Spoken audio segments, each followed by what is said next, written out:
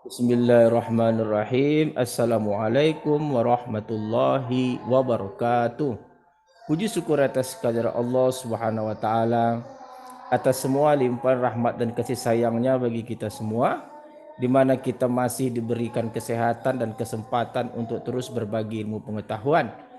Kita terus melaksanakan program Tridharma Perguruan Tinggi bersama saya Dr. Rado Yendra SSI MSc, tentunya bersama Rado Institute. Kita terus membahas soal membanjiri dunia maya Indonesia dengan soal-soal yang berkualitas untuk satu tujuan agar mahasiswa Indonesia mandiri. Oke. Kita akan coba lihat soal yang kita bahas pada kesempatan kali ini. Soal yang dipersiapkan adalah soal bab 6 nomor 6.61 buku Probability Statistic for Engineer and Scientist. Kita telah memasuki seri yang ke-191. Kita coba lihat soal yang kita bahas. 6.61. When alpha is a positive integer n, the gamma distribution is also known as the Erlang distribution. Setting a equal to n, setting alpha equal to n in the gamma distribution, the Erlang distribution is it can be shown that if the times between successive events are independent, it's having an exponential distribution with parameter beta, then the total elapsed waiting time x until all an event occurs has the Erlang distribution. Referring to review exercise 6.60, what is the probability that the next 3 calls will be received within the next 30 minutes? And we give the exercise, we give the exercise 6.60. The exponential distribution is frequently applied to the waiting times between success in a Poisson process. If the number calls received per hour by telephone and swear service is a Poisson random variable with parameter x equal to 6, we know that the time in hours between successive calls has an exponential distribution with parameter b equal to 1 per 6. What is the probability of waiting more than 15 minutes between any two successive calls?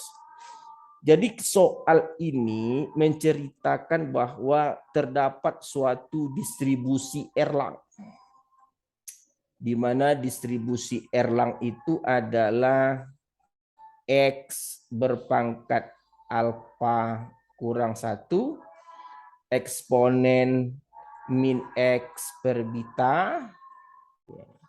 Di sini adalah beta per alfa. Di sini adalah alfa kurang 1 faktorial. Nah, di sini adalah untuk X besar sama dengan 0. Nah, ini berlaku jika alfa adalah integer. Oke, menurut soal alfa integer. Alfa positif integer. Oke. Alfa adalah positif integer. Nah, ini dia. Nah, akan kita selesaikan soal 6.61 menggunakan distribusi Erlang dengan informationnya terletak pada exercise 6.60. Nah, informasi yang kita dapat pada 6.60 dia waktunya per hours. Jadi dalam soal ini karena dia 30 menit, maka yang kita hitung adalah peluang X kecil dari setengah. Ingat, setengah maksudnya adalah 30 menit. 30 menit itu adalah setengah jam. Karena informasi dari soal 6.60 dia adalah waktunya itu per hours. Nah, ini dia. Receive per hours. Jadi kalau dia 30 menit berarti receive-nya setengah jam. Nah, dengan nilai beta, dengan informasi diketahui alfa sama dengan 3 dan beta itu adalah 1/6, maka yang kita cari itu adalah integral 0,5. Oke. Yang kita cari artinya peluang X kecil dari setengah. Kita hapus dulu, kita buat yang cantik. Maka yang kita cari sekarang adalah peluang X kecil dari setengah itu sama dengan integral 0 sampai setengah untuk X berpangkat 3 kurang 1, karena alfanya tadi 3, eksponen min 6X. Di sini adalah betanya 1/6 pangkat 3 dikali dengan n kurang 1 faktorial dikali dengan 2 faktorial atau 3 kurang 1 faktorial dikali dengan 3 kurang 1 faktorial dx. Maka integral kita menjadi 108 integral 0 setengah X kuadrat eksponen min 6X dx. Nah, kalau mau kita kerjakan, ini tentu menggunakan konsep integral parsial. Oke, integral parsial di mana kita misal U sama dengan X kuadrat, DU sama dengan 2X dx. 2X dx.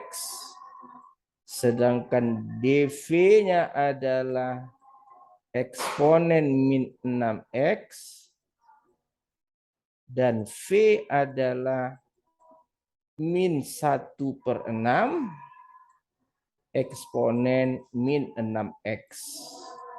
Jadi integral di atas menjadi, kalau mau kita selesaikan, 108 dikali dengan UV, UX kuadrat berarti min 1/6 X kuadrat eksponen min 6X. Ini U-nya, UV-nya ini untuk 0 sampai setengah dikurang VDU, dikurang integral VDU. V-nya minus 1/6 eksponen min 6X, DU-nya tadi 2X dx. Nah, kalau mau kita sederhanakan integral ini, dia menjadi sama dengan, kalau setengah pangkat 2 1/24, 108 per minus berarti minus 99/2. 9/2 eksponen masuk setengah min 3X. Oke. Karena 1/4 1/24 ya, berarti min di sini tambah minus di sini ada 1/3 108 berarti 36 integral 0,5 tinggal lagi di sini X eksponen min 6 X dx. Oke, nah integral ini kita lakukan 2 kali proses parsial. Tadi kita peroleh integral kita min 9/2 eksponen min 3. 9/2 eksponen min 3, oke. Ditambah dengan 36 integral 0,5 X kali eksponen min 6X dx. Nah, ini kita selesaikan lagi integral ini menggunakan parsil, berarti kita misal U sama dengan X, du sama dengan dx, dan kita misalkan lagi dv adalah eksponen min 6x. Oke. Sedangkan v adalah min 1/6 eksponen min 6x. Maka integral kita sekarang menjadi min 9/2 eksponen min 3 ditambah dengan U kali V, X, V-nya min 1/6 eksponen min 6x untuk batas 0 sampai setengah. Oke. Ini dia. Oh, di depannya ada 36. Di sini ada 36. Jangan sampai salah. Oke, di sini tambah ada 36. Dikurang integral VDU min 1/6, berarti di sini minus 1/6 V min 6X, DU-nya DX. Nah, ini berarti sama dengan min 9/2 eksponen min 3 ditambah dengan 36 dikali. Setengah berarti min 1/12. Min 1/12. Min 1/12 eksponen min 3. Kalau dimasukkan dia 0 menjadi 0. Oke. Ditambah integral 1/6 integral eksponen min 6x dx. Oke. Maka integral kita sekarang menjadi min 9/2 eksponen min 3 ditambah kurang, berarti dikurang lagi dengan 3 eksponen min 3 ditambah lagi dengan 6. Nah, integral 0,5 ditambah lagi integral 0,5 eksponen min 6x dx. Oke.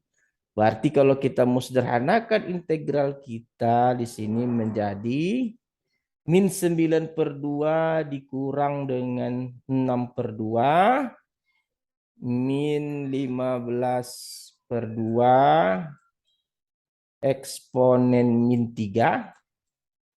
Nah, di sini ditambah dengan 6 integral ini min 3 min 1/6 eksponen min 6x. Oke, untuk 0 sampai setengah. Nah, ini kita selesaikan lagi. Berarti integral kita sekarang menjadi sama dengan min 15/2 eksponen min 3. Di sini ditambah 6. Tambah 6 dikali. Tambah 6 dikali min 1/6 eksponen min 3.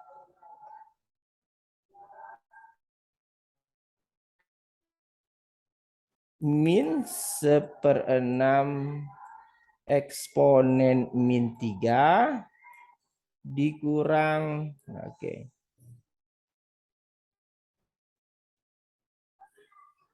dikurang 1/6 kali 1.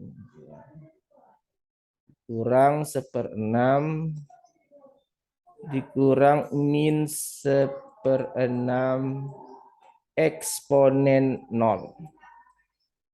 Nah, ini dia integral kita. Berarti sekarang integral kita menjadi sama dengan min 15/2 eksponen min 3 ditambah dengan min eksponen min 3. Di sini ditambah dengan 6 kali 1/6 nih. Tambah 1/6 kali 1 tambah 1. Berarti integral kita sekarang menjadi 1 dikurang dengan min 17/2. Oke, min 15/2 dikurang dengan 2/2. Berarti dikurang dengan 17/2 eksponen min 3. Nah, itu dia. 1 dikurang 17/2 eksponen min 3. Nah, ada satu lagi cara yang kita dapat lakukan menggunakan pendekatan yang disebut dengan incomplete gamma function. Oke, ada disebut dengan incomplete gamma function, di mana f(x) itu adalah integral 0 sampai x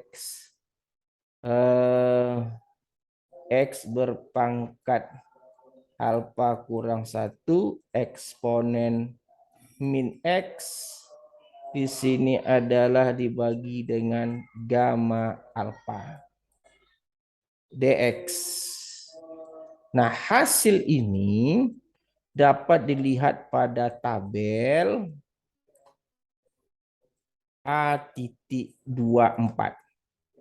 Nah, sekarang bagaimana cara menggunakan incomplete gamma function ini? Ini disebut dengan incomplete gamma function.